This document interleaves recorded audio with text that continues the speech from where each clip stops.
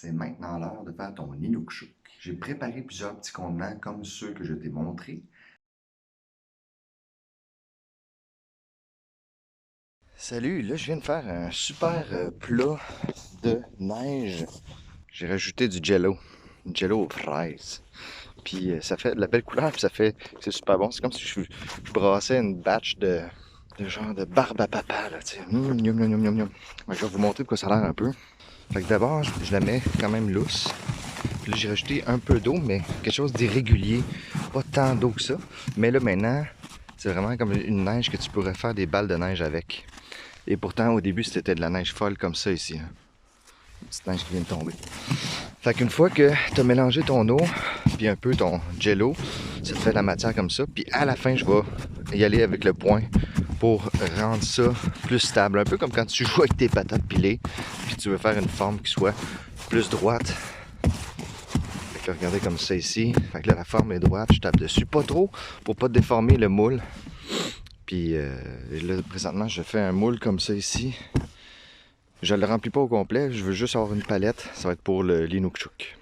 Et maintenant, on va en faire l'assemblage. N'oublie pas que la physique est importante dans ton assemblage, mais je vais en parler plus en détail dans la vidéo. Salut à toi, sculpteur, sculptrice.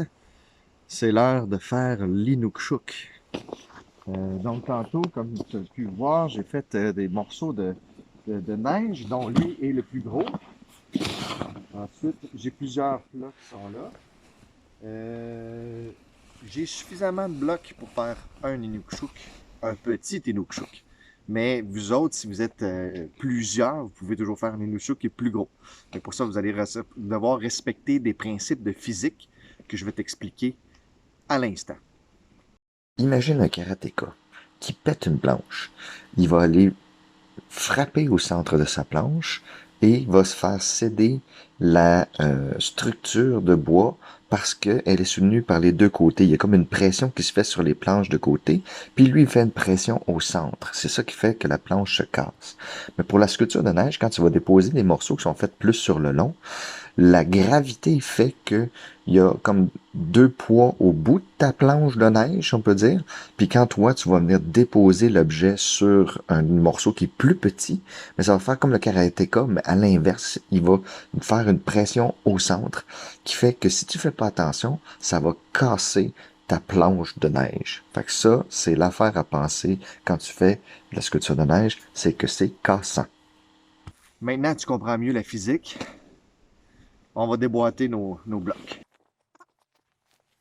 On a nos morceaux qui sont là, nos premiers morceaux. Puis, faut que tu décides la surface où ce que tu vas faire ton Inukshuk avant de commencer à faire ton Inukshuk. Juste ici, on a nettoyé une petite partie comme ça ici pour pouvoir bien installer l'Inukshuk. Puis, ma suggestion, c'est que tu décapsules tes morceaux de neige pas sur l'endroit où ce que tu vas faire ton Inukshuk, parce que des fois, il y a comme un peu une question de force, puis ça va faire en sorte que ça va briser ton Inukshuk, ce que tu ne veux pas. Fait que là, j'ai un bloc ici. On voit aussi en même temps le test de couleur. J'ai fait un test de couleur, puis cette neige-là, tu sais, n'a pas eu le temps de geler beaucoup, fait qu'elle est encore relativement fragile. Fait que si c'est des objets fragiles, il faut faire attention quand on les manipule. Le test de couleur, c'est du jello. J'ai mis du jello. J'ai voulu faire des tests. Moi, j'ai jamais vraiment mis de couleur là-dedans parce que j'aime la pureté de la blancheur de la neige en général. Mais là, parce que j'ai vu ça à différents endroits, je me suis dit qu'il fallait bien tester ça. Fait que j'ai essayé avec du colorant artificiel et du jello. Puis, je préfère le jello parce que c'est comme une poudre. C'est une poudre que tu ajoutes à la neige. Fait que quand tu brasses, ben d'un, tu as l'impression de brasser justement de la barbe à papa, comme je disais tantôt. Puis en même temps, la couleur se mélange bien parce que c'est comme au début, c'est un peu sec, puis après ça, ça se mélange tranquillement, pas vite. Tandis que si tu mélanges du colorant alimentaire, ça fait comme une tache, puis en plus, tu taches tout. Fait que je préfère le jello pour l'instant.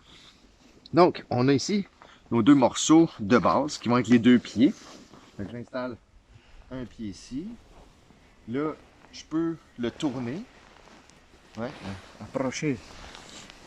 Je peux le tourner pour essayer d'arriver à la surface la plus plate. Si tu es vraiment craqué, tu peux toujours utiliser un niveau pour faire ton Inukshuk pour que ce soit à niveau, quoi. Pour pas que le morceau puisse tomber ou quoi que ce soit. Mais en même temps, tu n'es pas obligé d'être craqué de même. Tu peux le faire juste comme ça si tu veux. Fait que là, faut penser au prochain morceau.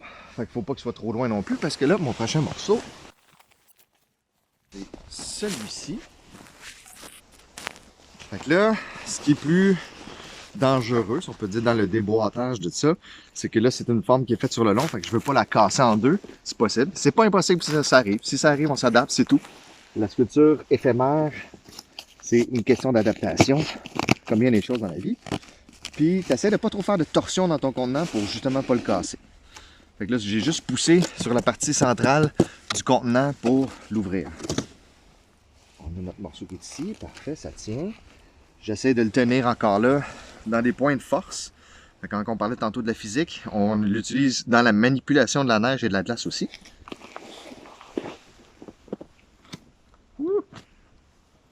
Là, vois-tu, ça a cogné. Fait que là, ça a failli casser le morceau. Il faut faire attention quand on manipule la neige, c'est sensible au cognage. Là, ici, on a une patte là. Je peux même prendre un peu de la neige de ça, puisque là, je vois qu'il est en train de...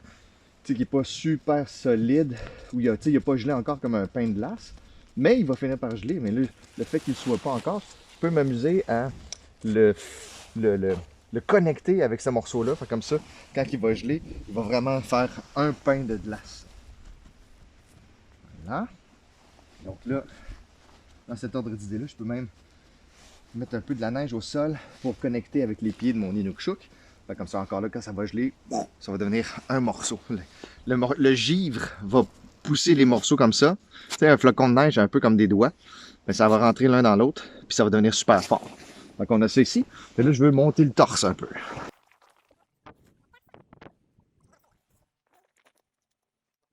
Un petit torse.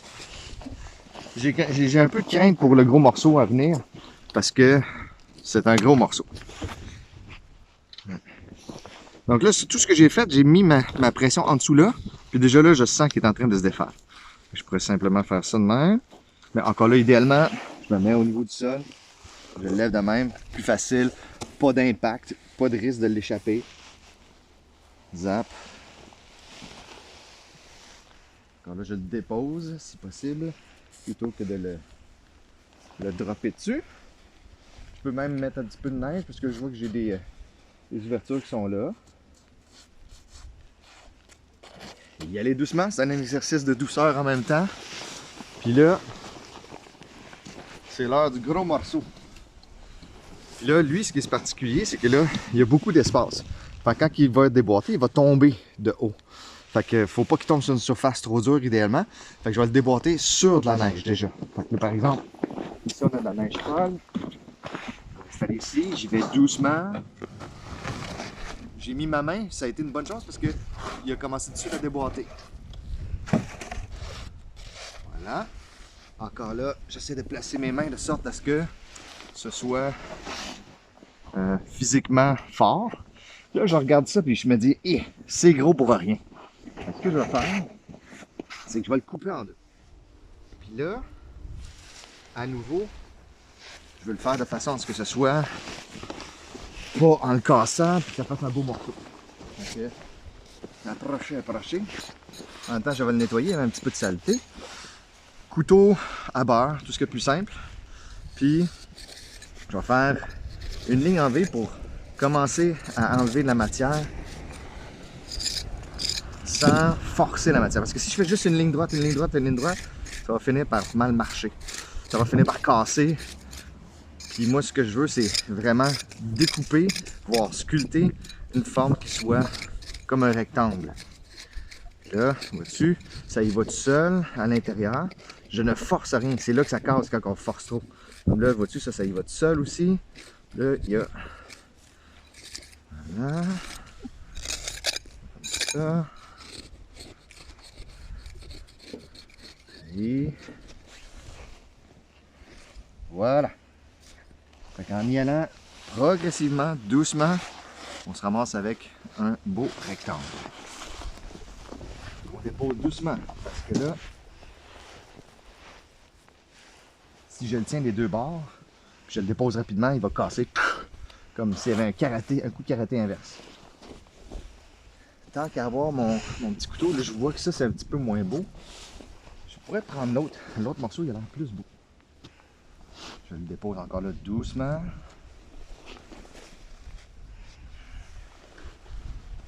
Oui. Je le dépose doucement. Je sens qu'il glisse un peu, il faut faire attention. Ça, c'est le morceau de glace qu'on avait tantôt. Les détails de la fin, j'arrangerai avec ça. Donc, là, pour les nookshooks, on peut faire une tête grosse comme le pied ou j'ai celle-là ici qui est une plus petite tête. Je pense que je vais y aller avec celle-là. J'ai l'approbation de ma caméraman.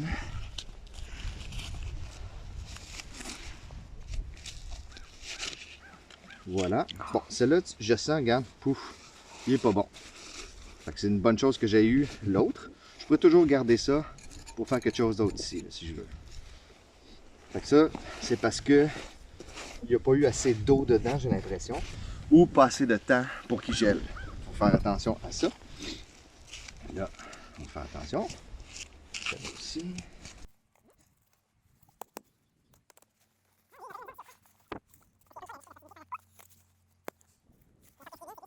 Je sens qu'il est en glace à l'intérieur.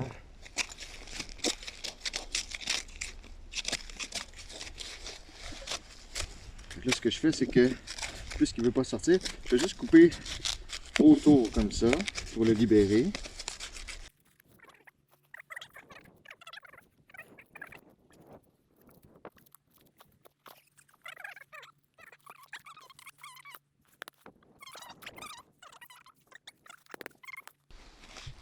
Là, tu peux le prendre avec ta main. Bon! Donc, on a notre morceau qui est là. Je pourrais même le frotter avec un peu de rose si je voulais mettre de couleur, mais pas sûr que ça va donner un beau résultat si je fais ça. Je l'installe ici. Puis, je vais aller garder un tout petit pour faire un chapeau, genre. On pourrait même, tant qu'à y être, il a l'air d'avoir quand même une petite croûte pas pire. On va y faire une bordure, tiens. Hi.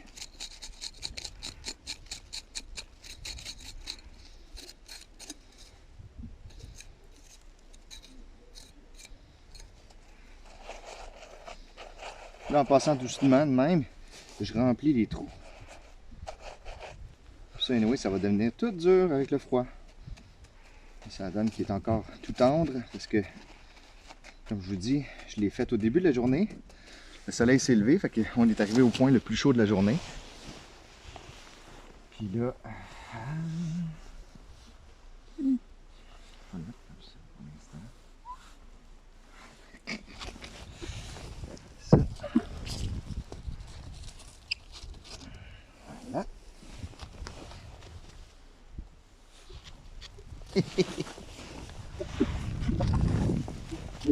Après ça, tu peux t'amuser avec soit un couteau à beurre, soit une cuillère ou un couteau à steak pour chercher tes détails. En même temps, des fois, l'ennemi du bien, c'est le mieux. Et tu dis, ah, ça pourrait être mieux si je faisais ça. Puis là, finalement, tu brises ta sculpture. Ça se peut que ça arrive. Mais en même temps, c'est pas parce que il y a ce risque-là que on doit s'empêcher d'essayer d'arriver à quelque chose de mieux. Mais là, vois-tu, je pense que j'attendrais que le fret pogne dedans avant de faire plus de détails si je voulais. Fait que voilà, on a notre Inukshuk fait maison. En 2 temps, 3 mouvements. Amusez-vous bien, c'est surtout ça qui est important. Puis c'est une matière qu'on peut réutiliser encore et encore. Puis c'est ça qui est merveilleux. Fait que profitez de l'hiver, profitez de cette chance qu'on a d'avoir de la matière qui nous tombe du ciel. Fait que bonne activité! Voilà, tu as tout le nécessaire pour être capable de faire un super Inukshuk. J'ai hâte de voir les photos de ton œuvre. Allez, bonne sculpture!